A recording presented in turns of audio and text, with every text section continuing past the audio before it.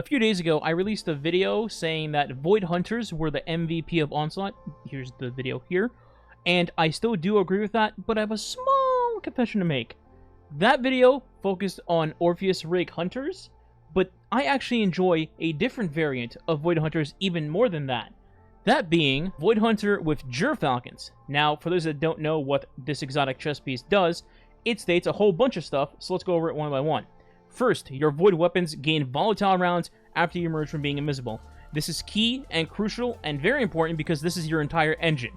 Then it says, when you're invisible and defeat a combatant while using a finisher, spoiler, we can go invisible through our finisher as well, all of your weapons will gain bonus damage, and you and your allies gain a reserve overshield and improved class ability regeneration. So in our case, our dodge, which is also going to be important. The reason why that's important is because every time that we go invisible and then come out of invis, our void weapons will instantly activate volatile rounds. And that brings me to our heavy weapon of today and what's going to plow through everything. That being Retrofit Escapade, the machine gun. Thanks to Retrofit's unique perk combination, which is 4 times the charm and target lock, by the way, we are able to do a couple of things. First, we go invis, then we shoot Retrofit. Thanks to us going invis and wearing Gerfalcons, when Retrofit fires, it'll use volatile rounds, and then any enemy that you hit will be void debuffed. Anytime that an enemy is void debuffed, you're going to kill that enemy and then go invis again, and then you can repeat the cycle over and over and over again until your ammo's gone. But wait, thanks to Retrofit's 4 times the charm perk, you're going to refund ammo out of thin air, so you're not going to just run out of ammo immediately, and thanks to target lock, you're going to get a 40% damage buff as long as you're hitting the enemy and just mow them down without losing a ton of ammo. And then, once you actually do happen to run out of ammo, remember that your dodge ability can have a reload function. That way, you can end your firing spree, then having to reload, use your dodge, which will turn you invisible and reload Retrofit, and then you can fire the weapon yet again. Then, remember, Gerfalcons says that you have an improved class ability regen, so, ideally, you can keep firing at a ton of enemies, and if you cycle your abilities correctly, you will get back another dodge to just repeat the process again until all the ad waves are completely gone. And all that is without even talking about the rest of the kit, which we will do now. So the Night Stalker screen. First up, we have the super. We have Deadfall. We're using this because Quiver is turbo ass, and also Deadfall is really, really good. In abilities, we have our Marksman's Dodge, that I mentioned earlier, we will use to get our Retrofit ammo back as fast as we can. Jumps don't matter, use whatever you want. Snare Bomb, and then Grenade. I personally prefer Vortex Grenade, but some people might like Suppressor Grenades for other reasons. For example, you can use whatever you want here, I prefer Vortex. Next, we have Aspects. We have Vanishing Step to dodge and then make us invisible, pretty straightforward. And then we have Stylish Executioner, so defeating a weakened, suppressed, or volatile target grants invisibility and True Sight. This is what's going to trigger us just killing something with Retrofit and instantly going invis non-stop. Next up, we have our fragments. From left to right, we have Echo of Starvation, picking up a Void Breach, or an Orb of Power grants us Devour. And this build will be making a ton of orbs, trust me. So, while on top of having everything that I just mentioned with Retrofit, every time that you do get a kill, you will also be healing yourself. So even if you're getting hit in the middle transition of going from invis to invis, you would just be healing yourself too to stay alive the whole time. Then, in the second column, we have Echo of Undermining. This just turns our grenades into weakened grenades, so when you don't have tether up, you can throw a weakened grenade, and that also debuffs the enemy with a void debuff, triggering the entire loop. In the third column, we have Echo of Persistence.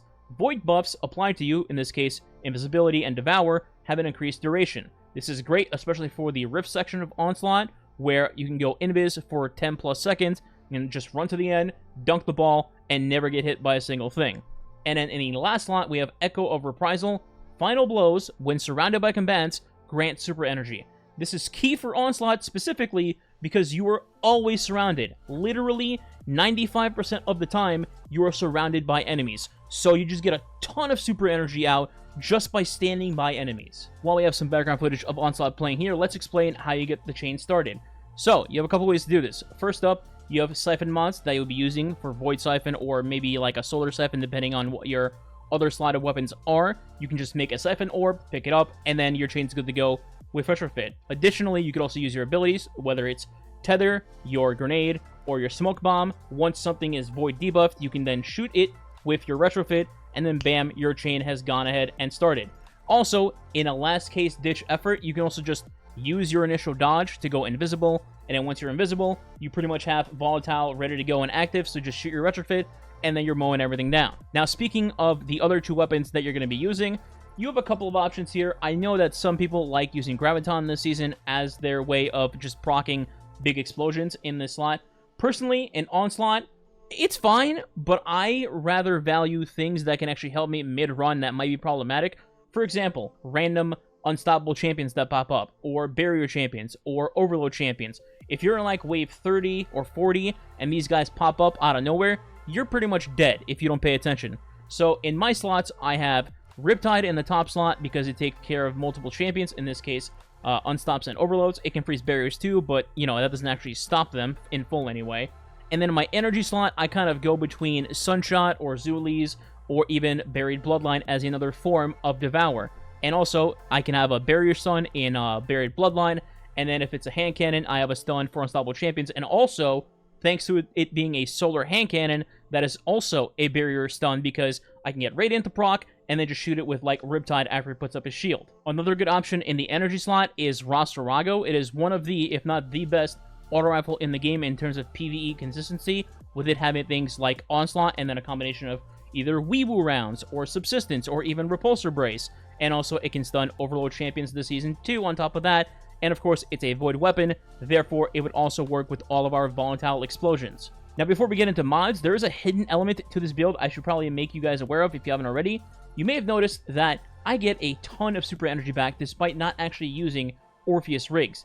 This is thanks to 2 things. Number 1, the build and the mods we're using for ability regen, which I'll get to in a second, but also thanks to Bungie's change to intellect, where in PvE, if you're using weapons that are spamming bullets, like pulse rifles, auto rifles, LMGs in this case, or fusion rifles, which also give big chunks, by the way, Riptide is a fusion in this case, we get a ton of energy just because we're spamming a metric F ton of bullets and hitting yellow bar and orange bar enemies and doing tons of damage, so our super just goes up super quick. And on that note, before we continue to mods, make sure you have wished into being on in your artifact as well. It's not a mandatory thing by any means, but while your super is nearly fully charged, ability final blows spawn orbs of power. It just gives you extra orbs for, let's say, tether kills, or even just straight up grenade kills, and it gives your super back even quicker. Alrighty, for mods, we're going to go from top to bottom as usual, starting from helmet and ending in class item. In helmet, I have 3 mods in this slot, those being Heavy Ammo Finder for Retrofit, Dynamo for reduced super cooldown when using our class ability, which is basically the entire build, and then finally a Siphon mod, in this case Harmonic Siphon, because I'm going to be killing everything with Retrofit. In my gloves, I have 3 mods, although only 2 really count. Number 1 is Firepower, so when I throw my grenade, I like to make an orb of power, because why not? Second slot, we have Bolstering Detonation, grants class ability energy when you cause damage with a grenade. So when I throw my grenade, while I'm getting an orb out of that, I also get class ability energy to get my dodge, and when I get my dodge, I use it to real Retrofit and continue the chain. Now in the third slot, I have Fastball. This really isn't needed at all, it just increases grenade throw distance. I only have it here because I have 1 point available in my gloves after those mods and a Resilience mod, but if you're not rocking a 4-point mod in your gloves, then you can change Fastball to like another Bolstering Detonation if you'd like. Our chest piece is always going to be Resist, Void Resist, Solar Resist, and Arc Resist. If you want extra ammo for like boss fights, have a second chest piece on with Void Reserves and just do that. Moving on. For my boots, as a surprise to absolutely nobody, I have 3 Void Weapon Surge mods to crank the damage on Retrofit. And finally, I have my class item. I have 3 mods here. First is Bomber, reduce grenade cooldown when using your class ability. So, every time that I dodge, I get grenade energy. And then every time I throw my grenade, I get dodge energy. Really synergistic between the 2 there. The second mod is Reaper. Shortly after using my dodge, my next weapon final blow, in this case, Retrofit, will spawn an Aura of Power. And to combine with that, our third mod is Powerful Attraction. Automatically collects nearby Orbs of Power when you activate your class ability. So the chain normally would be, you could do a grenade or tether, get a bunch of kills with Retrofit, use your dodge, then pick up any orbs that you already made while reloading Retrofit.